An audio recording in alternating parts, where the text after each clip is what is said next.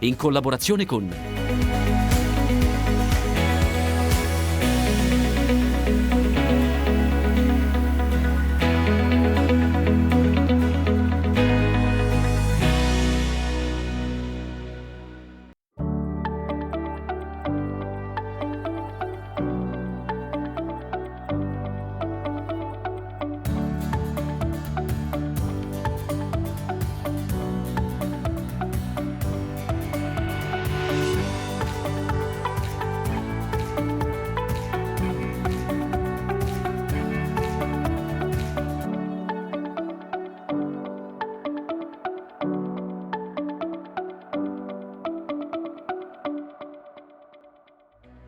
Erbe di San Giovanni, tradizioni e superstizioni che si accompagnano ai mazzetti di erbe scacciaguai e alle proprietà della natura, che accompagnano anche il solstizio. Secondo un'antica leggenda pagana si pensava che il sole si fermasse per sposarsi con la luna. Sono pure i giorni del nocino, ma sono anche i giorni della famosa acqua di San Giovanni. Non solo iperico, come vedete, ma tantissime le erbe che vengono utilizzate, erbe magiche, perché il solstizio è il momento in cui tutte le piante e le erbe sulla terra vengono infuse di vigore e massimo potere. Lo facciamo insieme all'Associazione Il Lavoro dei Contadini, qui sulle prime colline di Riolo Terme, all'agriturismo nasano. La Romagna con il Trebbiano, l'Emilia con le tipologie dell'Ambrusco. A fine primavera e inizio estate si celebrano eventi che raccontano i vini e la gastronomia, che sono lo specchio della cultura del territorio. Siamo andati ad Alfonsine, dove il Trebbiano si è coniugato col pesce della Riviera Adriatica, e a Rubiera, dove salumi e parmigiano hanno accompagnato il Lambrusco. La festa di San Giovanni mette insieme tantissimi riti e tradizioni, soprattutto se a prenderla a mano è l'Associazione Il Lavoro dei Contadini, e naturalmente seguiremo tutti i procedimenti legati al mondo delle erbe e al solstizio, ma noi cominciamo a tavola. Lea Gardi, tenuta Nasano. Allora, qui vediamo ogni ben di Dio, ma vediamo soprattutto erbe e anche, diciamo, prodotti poveri che diventano ricchi e appetitosi. Sì, infatti quello che dobbiamo imparare è che la semplicità è quella vincente nel piatto. Vediamo le nostre frittate molto fatte al forno, quindi frittate leggere con fiori d'acacio. Abbiamo il farinaccio, che è uno spinacio selvatico che è molto buono e molto saporito, e le zucchine, perché siamo pieni adesso di zucchine, quindi perché non sfruttare queste cose molto buone e molto appetitose. Abbiamo il nostro pane fatto in casa con farine macinate a pietra del tipo 1, abbinato a un sugo di pomodoro fresco e scalogno di Romagna. Esatto, che anche questo è di stagione, esatto. Pomodorini di stagione, pancetta croccante, l'abbiniamo al bel piatto di sfoglia lorda, quindi è una pasta ripiena, che è nata nella povertà ma adesso vive proprio molto bene anche nella ricchezza. Qui abbiamo i nostri tortelli fatti con l'ortica, la sfoglia, dentro un ripieno di rosolacci e ricotta. E poi il piatto forte nei pentoloni. Esatto, nei pentoloni abbiamo una bella pecora che bolle, pecora che è delle nostre colline, di Caso Lavassegno. Abbiamo ancora degli allevatori che sono molto seri, molto bravi, quindi perché non approfittarne? E adesso andiamo invece a cogliere la magia delle erbe e del solstizio, perché nel suo moto apparente il sole raggiunge l'altezza massima sull'orizzonte. Secondo un'antica leggenda pagana, in questo giorno pareva che il sole si fermasse per sposarsi con la luna, e da qui Lea dice tutta la magia. Nasce la magia di qui, la guassa di San Giovanni, quindi quella che faceva passare tutti quanti i mali. Insomma, ragazzi, in qualcosa dobbiamo credere, perché è questo che ci fa diventare bambini, e noi dobbiamo trasmettere a questi ragazzi la gioia di credere in queste cose, perché loro saranno il futuro. Quindi nel futuro vogliamo tramandare anche un po' di tradizione e un po' delle nostre radici. Sta di fatto che la notte di San Giovanni è la più breve dell'anno ed era considerata dalla tradizione popolare misteriosa e magica, con tanti rituali legati all'acqua, al fuoco, ma soprattutto alla raccolta di diverse specie di erbe.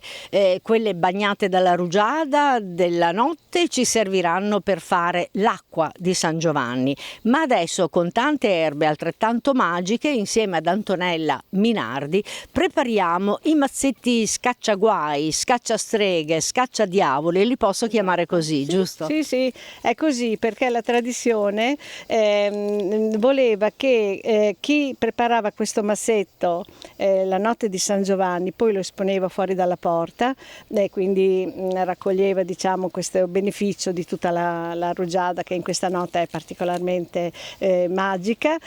Dopo era come un simbolo che tu in quella casa lì potevi entrare perché era esente dal malocchio, dalle cattiverie, dalle cose negative, quindi avere questo massetto in casa era simbolo che in quella casa potevi entrare senza paura di prendere malocchio oppure altre negatività. Insomma, chiamiamoli malanni e inganni. No, l'anno dopo è da buttare via assolutamente, Certo, perché lui si ha rifà. raccolto Esatto. tutte le cose Le negative, energie negative, quindi a malincuore, ma bisogna buttarlo via. Certo, ma noi torniamo qua e rifacciamo un altro mazzetto nuovo. Assolutamente. Però c'è anche un rigore, diciamo, semiscientifico nella scelta delle erbe.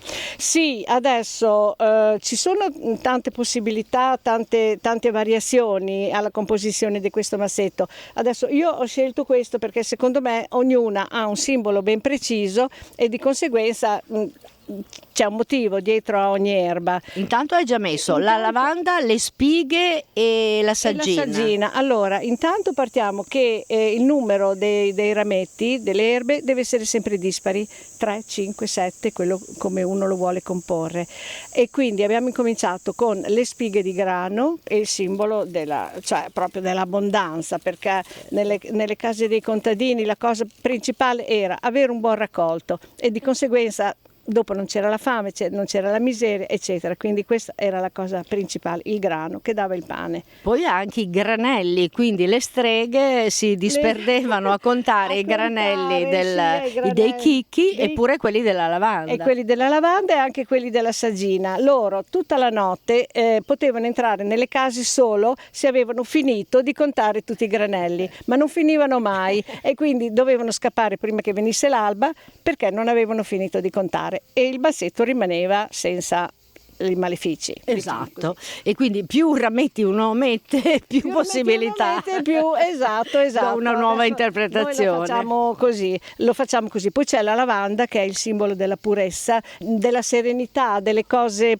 positive della vita, quindi pensare positivo è proprio il simbolo della lavanda. Poi dunque la saggina l'abbiamo detta che era quello che serviva per confezionare i garnadelli e anche le scope, quindi tutto ciò che serviva per pulire, per spazzare fuori le cose negative. Esatto. Sempre. Spaziamo via le cose e siamo a 3. Poi ci mettiamo una cosa molto molto importante che non può assolutamente mancare, perché su altre cose possiamo anche fare a seconda del piacere o del gusto. Ma l'iperico assolutamente no. Anche perché l'iperico è proprio l'erba che appartiene a San Giovanni, infatti si chiama iperico o erba di San Giovanni. E il fiore ha appunto questi piccoli petali e dicono che rompendo uno di questi petalini esce del rosso. Infatti se noi quando faremo l'oleolito diventa rosso scuro e una specie di zafferano che nasce giallo. Esatto, e quello che è contenuto nel petalo potrebbe essere il sangue di San Giovanni. Quindi è proprio lui per eccellenza, l'iperico, che viene in questa stagione e che useremo anche per l'acqua di San Giovanni. Assolutamente. Che faremo dopo, perché ne abbiamo ancora da raccontarvi. Anche qui 5 rametti, manteniamo il numero 5. Manteniamo il numero 5 così. Poi che cosa ci rimane? Ci rimane, ecco, questo qui che è diciamo un optional che a me piace di inserire, perché questa è la nigella. La nigella è adesso è secco, questo è il seme. Dentro questo seme è uno scrigno, dentro ci sono dei piccoli semini e quindi è come che stia. Li vediamo anche qua. Li vediamo che ce ne sono tantissimi, ne contiene tanto. E anche questo è simbolo di prosperità, di ricchezza, cioè dentro uno scrigno è contenuto qualche cosa che darà un domani la nascita a delle nuove piante, quindi mi piace anche di mettere questo qui. Quindi noi abbiamo a questo punto messo tutto, il grano, pare di sì. La lavanda, aspetta che metto un altro po' di lavanda così si vede meglio. Sì, perché mancava una spighetta, per Esatto. cui possiamo esagerare. Sì, qui possiamo esagerare perché. E niente, poi a questo punto lo lo chiudiamo così.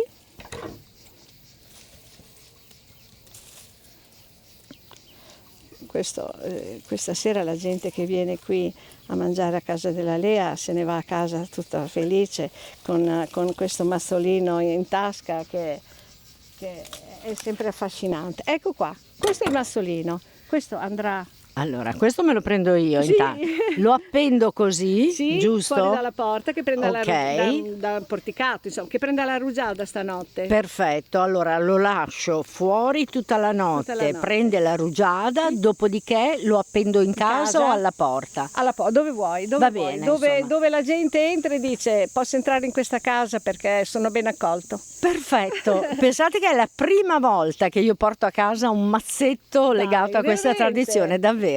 Ed è anche la prima volta che assisto alla preparazione intanto dell'eolito e anche dell'acqua. Una volta c'è anche una manifestazione che si chiama i 100 catini, proprio perché si metteva in questo catino tutte le erbe, e anche qui c'è la tradizione della rugiada, eccetera, legato sempre a degli aspetti, diciamo, un po' leggendari e un po' mitologici. San Giovanni fa scoprire l'inganno, San Giovanni mette il vino nell'uva, a San Giovanni il grano matura anche nei fossi.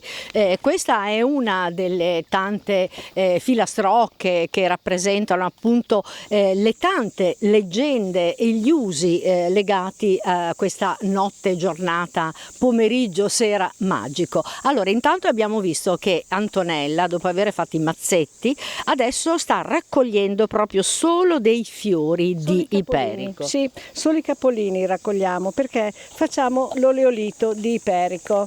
Allora, l'iperico ha delle proprietà cicatrizzanti contro le scottature, le punture degli insetti, per i eritemi della pelle, così è molto lenitivo e cicatrizzante. Quindi noi lo estraiamo attraverso l'olio, quindi mettiamo dentro l'olio di oliva tutte le foglioline di iperico e le lasciamo 30-40 giorni così. C'è chi dice il sole, c'è chi dice l'ombra. Io le tengo in un posto dove c'è luce, ma lontano proprio dalla fonte di calore. Esatto, dalla fonte di calore. Così, quando praticamente l'olio ha coperto quasi completamente tutti quanti i fiori, ogni giorno, ogni 2 giorni, quando ci ricordiamo, lo scuotiamo così un pochino. Dopo 30-40 giorni l'olio assumerà questo colore.